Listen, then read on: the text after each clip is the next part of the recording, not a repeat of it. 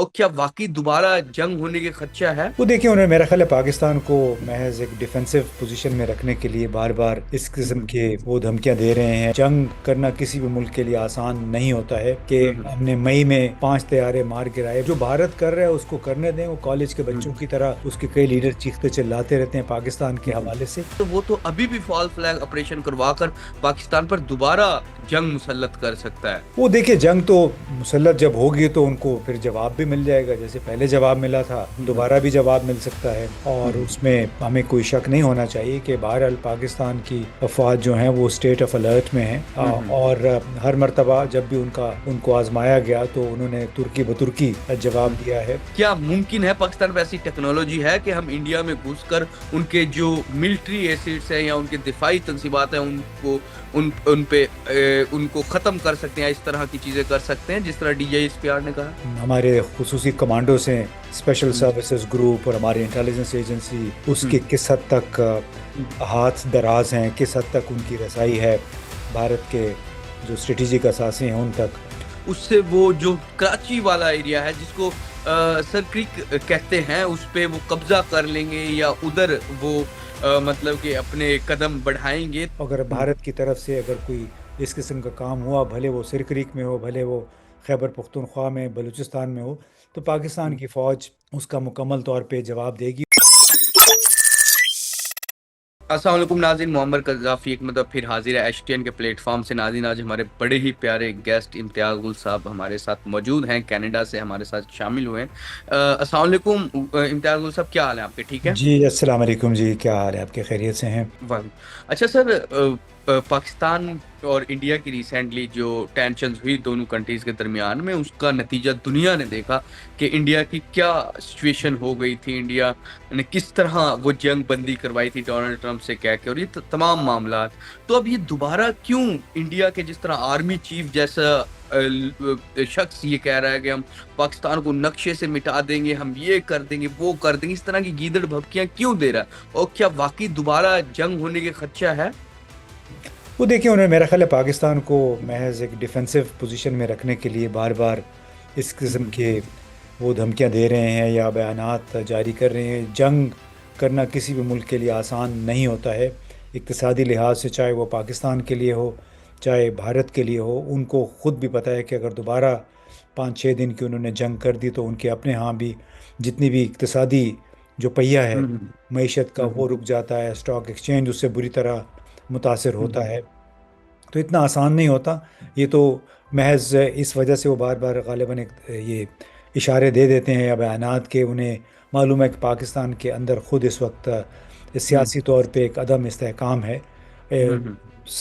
جو حکمران جماعتیں ہیں وہ بھی آپس میں لڑ رہی ہیں، حکمران جماعت ہائیبرڈ جو نظام ہے وہ کوئی مستحکم نہیں ہے، اور اس کی وجہ سے میرا خیال ہے کہ بھارت کی میسیجنگ مسلسل یہی ہے، چاہے ان کے آپ لیڈروں کو سن لیں، سول لیڈروں کو یا پھر فوج کے لیڈروں کو، وہ ایک ہی بات کرتے چلے جا رہے ہیں، اور اس کی بنیادی وجہ یہ کہ پاکستان اندرونی طور پہ بہت کمزور ہے، اقتصادی لحاظ سے، سیاسی لحاظ سے بھی، اور ان کو جو کسی بھی ملک کے لیے جو ضروری ایک عنصر ہوتا ہے وہ اندرونی استحکام ہے، اور اندرونی استحکام کے باعث ہی اقتصادی استحکام آتا ہے، وہ اس وقت نظر نہیں آ رہا ہے۔ پروکٹر اینڈ گیمبل اور فلپ اینڈ موریس اور اس قسم کی بہت ساری کمپنیاں جو پاکستان میں اپنا کاروبار سمیٹ کے جا چکی ہیں، جبکہ اتنا بڑا ملک ہو اگر 25 کروڑ آبادی والا، تو وہاں پہ تو ایک دوسرے کو مات دینے کی کوشش کرتی ہیں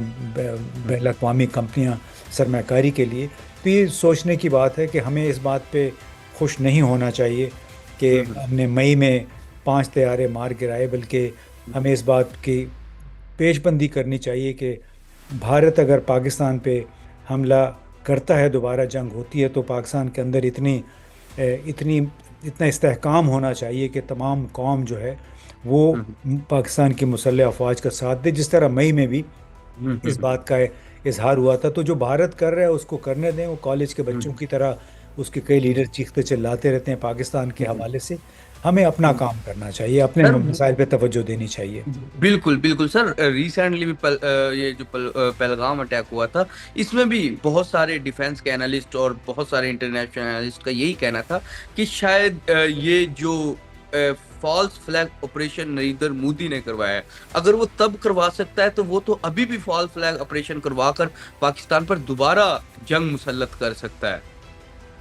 وہ دیکھیے جنگ تو مسلط جب ہوگی تو ان کو پھر جواب بھی مل جائے گا، جیسے پہلے جواب ملا تھا دوبارہ بھی جواب مل سکتا ہے، اور اس میں ہمیں کوئی شک نہیں ہونا چاہیے کہ بہرحال پاکستان کی افواج جو ہیں وہ اسٹیٹ آف الرٹ میں ہیں، اور ہر مرتبہ جب بھی ان کو آزمایا گیا تو انہوں نے ترکی بترکی جواب دیا ہے، اور یہ بات تو میرا خیال انڈینس کو بھی معلوم ہے، تو اتنی آسانی سے وہ دوبارہ حملے کی جرت نہیں کریں گے، میں سمجھتا ہوں۔ بالکل۔ اچھا سر، دوسری طرف جو D G I S P R ہے، انہوں نے بھی بڑا دبنگ بیان دیا ہے۔ ان کا بھی کہنا ہے کہ اگر بھارت نے اس طرح کی جارحیت کی تو ہم انڈیا میں گھس کے ماریں گے۔ کیا ممکن ہے پاکستان پہ ایسی ٹیکنالوجی ہے کہ ہم انڈیا میں گھس کر ان کے جو ملٹری ایسیڈز ہیں یا ان کے دفاعی تنصیبات ہیں ان پہ ان کو ختم کر سکتے ہیں، اس طرح کی چیزیں کر سکتے ہیں جس طرح D G I S P R نے کہا؟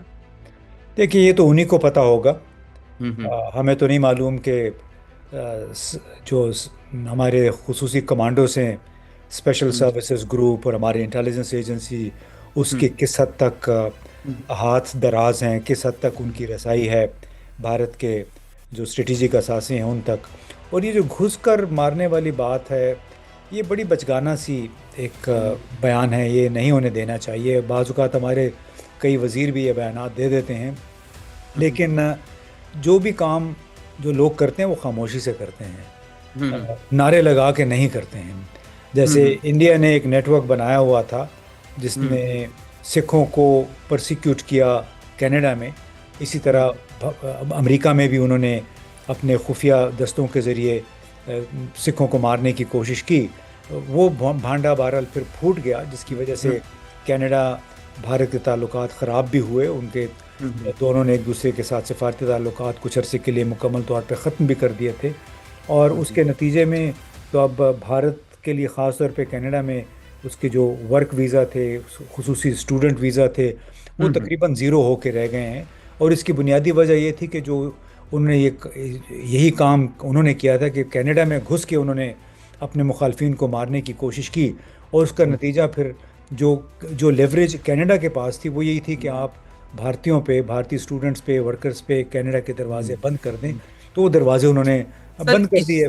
بالکل بالکل سر، اس میں اور اس میں فرق ہے کہ یہاں پہ جوابی کارروائی کی بات ہو رہی ہے، وہاں پہ تو وہ فرسٹ شروع اس طرح کی چیزیں کر رہے تھے، یہاں تو نہیں مجھے اس طرح سے دیکھیں، ہم جو بات کر رہے ہیں جوابی کارروائی ہے یا پہلی کارروائی ہے؟ جو بات ہے گھس کے مارنے والی، تو اس پہ وہ تھوڑا سا ہمیں آپ نے کرنا ہے تو خاموشی سے کریں، اور بے شمار لوگ کرتے بالکل ہیں۔ سی آئی اے والے جو کرتے ہیں اپنی حرکات دوسرے ملکوں میں، یا برطانوی انٹیلیجنس والے، تو کیا وہ اعلان کر کے کرتے ہیں؟ تو یہ میرا خیال ہے اتنے بڑے عہدوں پہ فائز لوگوں کو زیب نہیں دیتی ہیں اس قسم کی باتیں، ہمیں بالکل سوچ بالکل بچار کے ذریعے سر کے بعد اپنے بیانات دینے چاہیے۔ بالکل بالکل سر، دوسری جانب سے انڈین جو بھارتی چیف ہیں ان کا بھی یہ کہنا تھا کہ ہم پاکستان کو نقشے سے مٹا دیں گے۔ دوسری سائڈ سے بھی اس طرح کے بیانات آ رہے تھے اتنی سینئر پوزیشن سے۔ نہیں تو پوزیشن اگر بیانات آ جاتے ہیں تو کیا وہ مٹا دیں گے پاکستان کو؟ اگر وہ پاکستان پہ حملہ کریں گے تو کیا پاکستان ہاتھ پہ ہاتھ رکھ کے بیٹھا رہے گا؟ یہ تو بات نہیں ہے۔ یعنی کسی بھی ملک کی فوج کا یہ کہنا کہ اگر دشمن نے ہم پہ حملہ کیا تو ہم اس کا جواب نہیں دیں گے، یہ تو کوئی بات ماننے والی نہیں ہے نا۔ یعنی جب بالکل کسی ملک پہ حملہ ہوتا ہے تو افواج اسی لیے ہوتی ہیں کہ اس کا جواب دیا جائے۔ ہمیں اس میں کوئی شک نہیں ہونا چاہیے، جب خدا نخواستہ پاکستان کے خلاف کوئی جارحیت ہوئی تو پاکستان اس کا یقیناً جواب بھی دے گا۔ بالکل سر، دوسری جانب شاید لاسٹ ٹائم بھی جو ٹینشنز بڑی تھی پاکستان انڈیا کے درمیان میں، انہوں نے اس طرح کا میڈیا پہ ایک بیانیہ بنایا جس طرح انہوں نے کوئی کراچی کو فتح کر لیا۔ اس دفعہ بھی وہ یہی کہہ رہے ہیں کہ شاید جو ان کا وکرانت ایئر کرافٹ ہے اس سے وہ جو کراچی والا ایریا ہے جس کو سر کریک کہتے ہیں اس پہ وہ قبضہ کر لیں گے، یا ادھر وہ مطلب کہ اپنے قدم بڑھائیں گے تو ٹھیک ہے۔ لیکن بات یہ ہے کہ آپ یہ جو پہلگام کو لے کے اور مئی کے معاملے کو لے کے ہم بات آگے بڑھا رہے ہیں، ہمیں ایک بڑی باشعور سمجھدار میچور قوم کے طور پہ بالکل اس قسم کی بات کوئی بھی نہیں کرنی چاہیے جس کو کمزوری سمجھ کے مخالفین ہمارا مذاق اڑائیں. اور میرا اپنا یہ خیال ہے کہ مجھے یقین ہے کہ مسلح افواج ہر وقت تیار ہیں پاکستان کے دفاع کے لیے. اگر بھارت کی طرف سے اگر کوئی اس قسم کا کام ہوا، بھلے وہ سرکریک میں ہو، بھلے وہ خیبر پختونخوا میں، بلوچستان میں ہو، تو پاکستان کی فوج اس کا مکمل طور پہ جواب دے گی. اور ہمیں کوشش کرنی چاہیے کہ میچور لوگوں کی طرح منہ کھولنے کے بجائے منہ بند رکھ کے خاموشی سے اپنا کام کریں، تو وہ شاید وہ زیادہ بہتر ہوتا ہے. دنیا بھر کے جو سیکیورٹی ادارے ہیں وہ خاموشی کے ساتھ اپنا کام کرتے ہیں، ڈھنڈورا کر کے نہیں کرتے ہیں. ٹھیک ہے جی. جی تو بالکل، بہت جی بہت تو شکریہ. ناظرین، امتیاز گل صاحب ہمارے ساتھ موجود تھے کینیڈا سے، اور انہوں نے جو پاکستان انڈیا ٹینشن ہے، بڑا جو اصل چیزیں ہیں وہ ہمارے سامنے رکھی، اور امید ہے کہ آپ کو پسند آئی ہوں گی. انہوں نے جو غیر جانبدارانہ ایک انالیسز ہمارے سامنے رکھا. فی الحال کے لیے ایس ٹی این سے معمر قذافی کو اور امتیاز گل صاحب کو اجازت دیجیے. خدا حافظ.